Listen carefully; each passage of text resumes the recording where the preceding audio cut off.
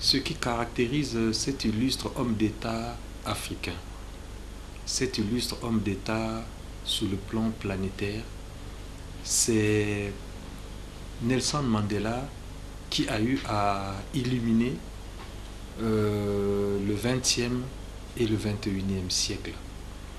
Nelson Mandela est même l'expression vivante, l'expression éloquente de ce que nous pouvons appeler le triomphe de la volonté, ce que nous pouvons appeler l'audace, encore l'audace et toujours l'audace.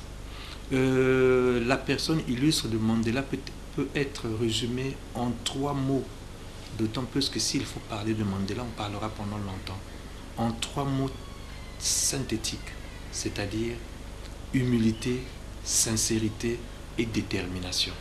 Et c'est ça, Mandela en 3 mots. Mais n'oubliez pas, au-delà de ça, on parle aujourd'hui de Nelson Mandela, mais on oublie un élément important, c'est les accords de Brazzaville.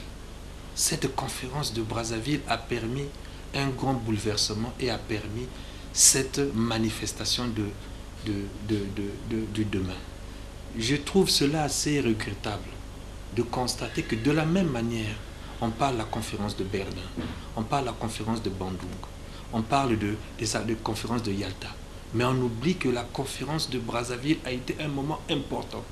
J'aurais souhaité que les sociologues, les anthropologues et les historiens africains prennent en compte cette donnée importante parce que l'Afrique de demain a été conçue hier.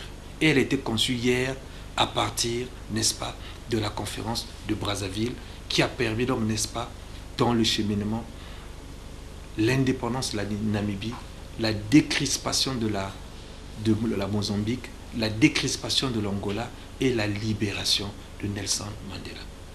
Merci.